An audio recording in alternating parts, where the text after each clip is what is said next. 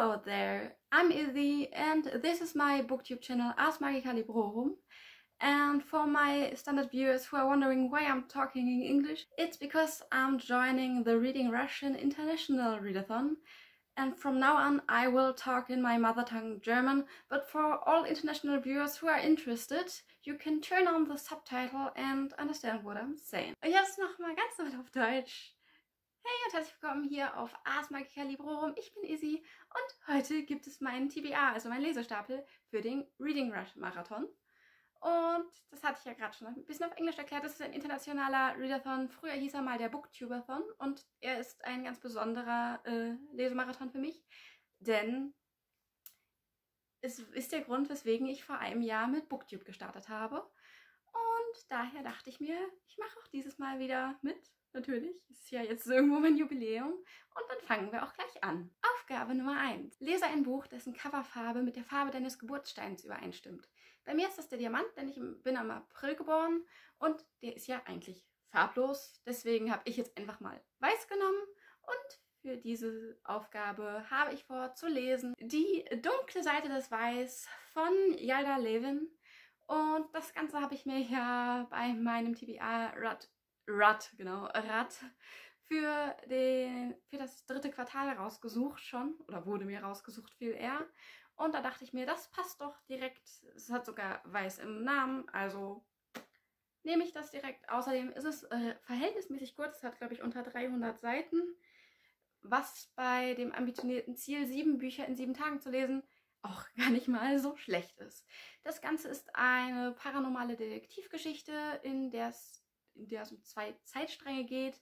Und auf jeden Fall wird in der Jetztzeit eine Frau gefunden, die vermeintlich vor 100 Jahren in einer Heilstätte verschwunden ist. Aber diese Leiche, die dann gefunden wird, ist nicht gealtert. Und von da startet die Geschichte und da habe ich mittlerweile auch richtig Bock drauf. Aufgabe Nummer 2. Lese ein Buch, das mit der, die oder das startet. Und da habe ich genommen Die Kronprinzessin Selection, der 4. Band von Kiera Cass. Denn ich habe alle 3 Bände, die ich bis jetzt gelesen habe, immer innerhalb von einem 24-Stunden-Marathon an einem Tag weggesuchtet. Daher dachte ich mir, das könnte man bestimmt auch mit dem 4. Buch machen. Außerdem habe ich jetzt schon von ein paar Stimmen gehört, dass Teil 4 und Teil 5 die besten Teile der Reihe sein sollen und von ein paar anderen Stimmen die schlechtesten Teile. Daher bin ich einfach mal gespannt, wie ich sie finden werde. In Selection geht es grundsätzlich um eine dystopische Welt. Es fühlt sich aber weniger dystopisch an. Das ist das Land Ilea. Es ist nach dem, ich weiß nicht wievielten Weltkrieg dazu gekommen. Und ja, in diesem Land gibt es ein Königshaus und der Prinz sucht dann seine Gemahlin und das Ganze passiert über eine Dating-Show. Das in etwa ist die Prämisse der ganzen Reihe. Und das ist jetzt die Spin-off-Reihe, wo es nach der Dating-Show weitergeht. Ja, und ich dachte mir, das könnte man gut lesen. Ich hoffe einfach mal, dass ich durch den Band, auch wenn er dicker ist als die vorherigen Bände, genauso schnell durchkomme. Aufgabe Nummer 3. Lese ein Buch, bei dem du den Film bereits gesehen hast. Und ich versuche ja eigentlich immer zuerst das Buch zu lesen und dann den Film zu gucken. Aber in diesem Fall war das nicht so, weil die Filme habe ich, glaube ich, mal sogar im Fernsehen nur gesehen. Noch nicht mal irgendwie ganz besonders. Und das ist auf jeden Fall Die Auserwählten im Labyrinth von James Dashner. Das ist ja mehr oder weniger auch so eine klassische Dystopie, die fast jeder im Regal stehen hat. Melody of Books liebt sie ja und sagt jedem, dass er sie unbedingt lesen muss. Und deswegen möchte ich sie auch nochmal unbedingt lesen. Es ist zwar ein ganz schlimm misshandeltes Buch, aber gut. Trotzdem schadet es ja der Geschichte nicht. Und ich weiß gar nicht so hundertprozentig, worum es hier geht, weil ich glaube, ich den ersten Film nur geguckt habe. Und das ist schon eine ganze Weile her. Also irgendwie sind Jugendliche in so einem Ding drin und müssen dann durch ein Labyrinth laufen, um, glaube ich, Vorräte aufzufüllen oder da rauszukommen oder so. Und dann passieren Dinge. Irgendwie sowas. Ich habe echt keine Ahnung mehr, worum es da so richtig geht und wieso. Trotzdem möchte ich es gerne lesen, weil ich liebe Dystopien und das ist ein Dystopie-Standardwerk, mehr oder weniger. Und daher werde ich dann wohl dieses Buch lesen. wenn ich denn dazu komme. 4. Aufgabe lautet, lese das erste Buch, das du berührst. Und da weiß ich noch nicht so ganz, wie ich es machen werde. Da würde ich einfach mal bis jetzt sagen, ich schneide es hier rein, sobald ich es weiß.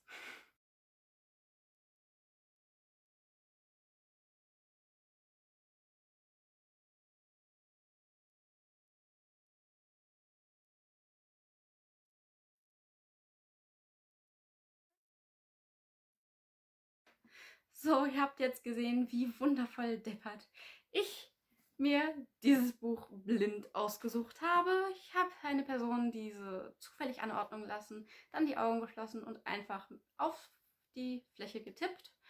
Und dann kam dieses Buch raus, heißt, das Buch lese ich für die Aufgabe ein Buch, das du zuerst berührt hast. Aufgabe Nummer 5 ist, lese ein Buch komplett außerhalb von deinem Zuhause.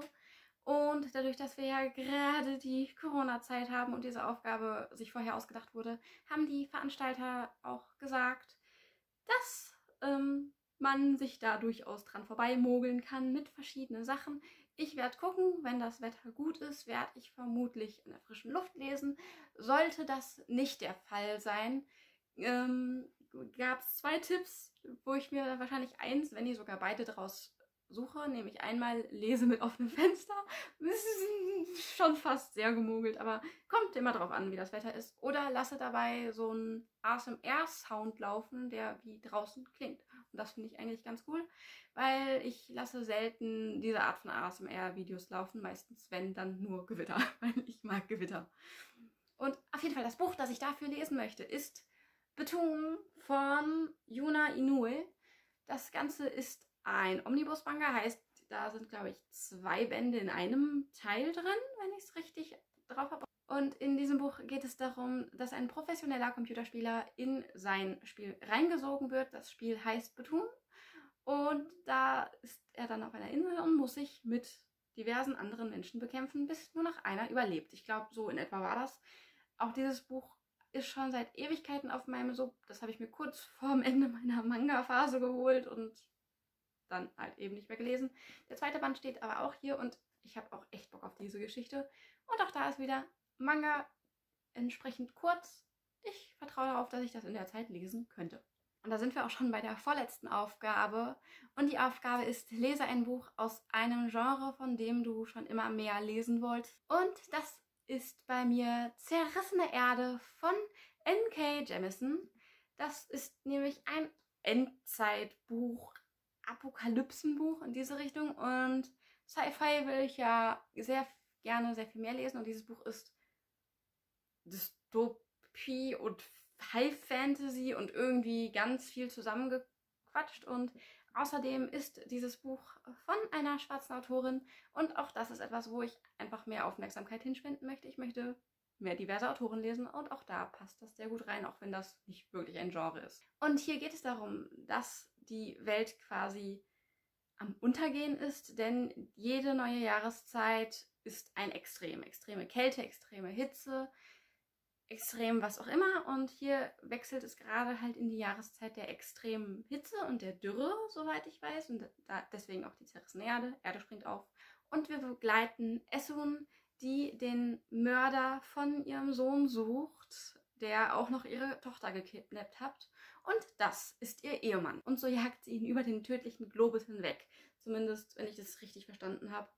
Und das Land steht vor dem Krieg und eigentlich eskaliert gerade alles. Das Ganze ist eine Trilogie und der 3. Band kommt jetzt bald raus. Ich habe mir den 1. Band erstmal aus der Bücherei ausgeliehen und wenn mir der Schreibstil zusagt, dann werde ich mir die Trilogie auch selber zulegen. Und da sind wir auch schon bei der 7. und letzten Aufgabe. Und die ist, lese ein Buch, das nicht auf deinem Kontinent spielt. Und ich lebe ja in Deutschland, also Europa, und habe es mir dementsprechend einfach gemacht und ein Buch genommen, das in Nordamerika spielt.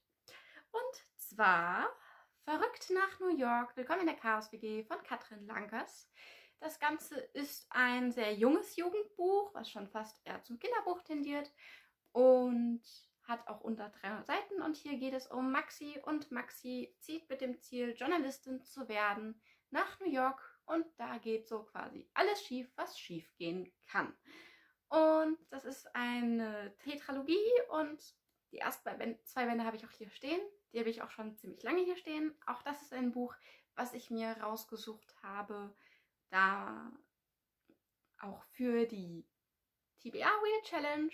Und deswegen dachte ich, das passt ganz gut. Es lässt sich vermutlich und hoffentlich schnell lesen. Es klingt super süß, wenn auch ein bisschen kitschig.